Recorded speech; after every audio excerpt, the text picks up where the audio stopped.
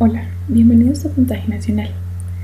En este video vamos a hablar sobre estrategias de lectura para el componente de inglés de la prueba Saber 11. La buena comprensión de lectura es importante para la prueba tanto en el español como en inglés. En este video vamos a aprender algunas estrategias que nos permitirán entender mejor los textos en inglés que aparecen en la prueba y vamos a revisar algunos ejemplos. Previewing.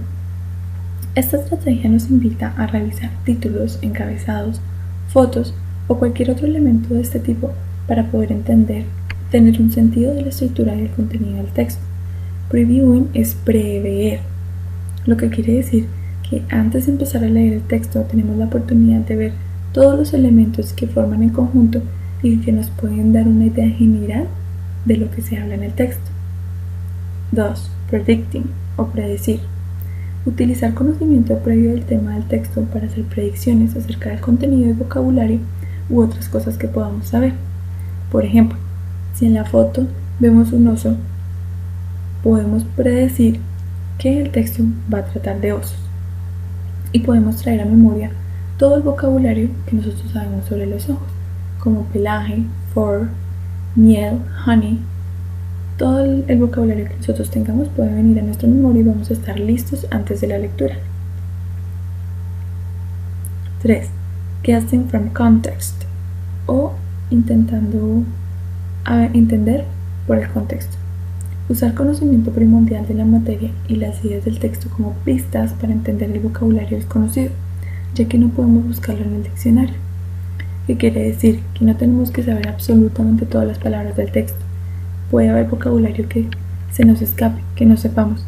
Lo que debemos hacer es leer el resto de la oración o leer otras partes del texto que nos puedan dar pistas sobre lo que quiere decir esa palabra específica que necesitamos entender para solucionar la pregunta.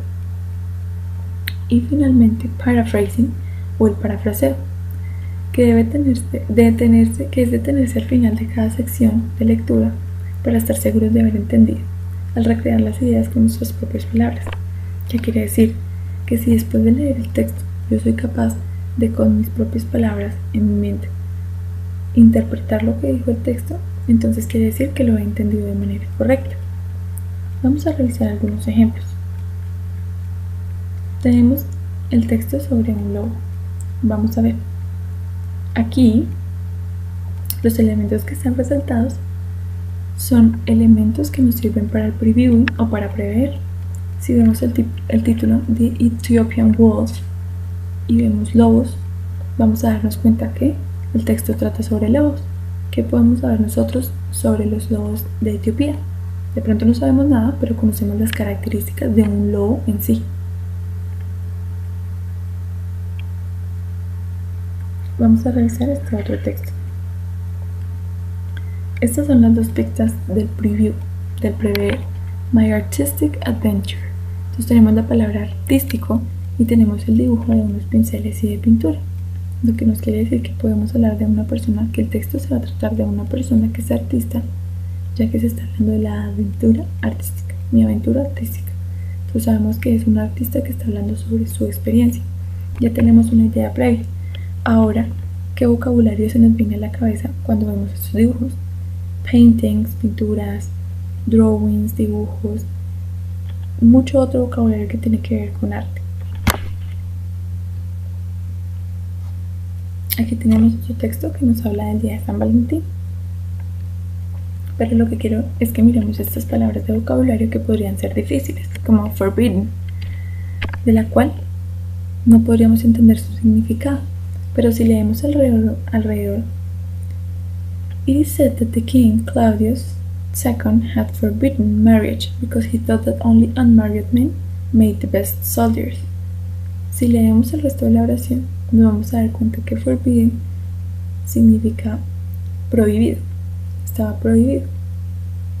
Entonces, no es necesario saber todas las palabras, pero a veces el contexto nos va a dar la respuesta. Por ejemplo, también aquí tenemos la palabra exchange.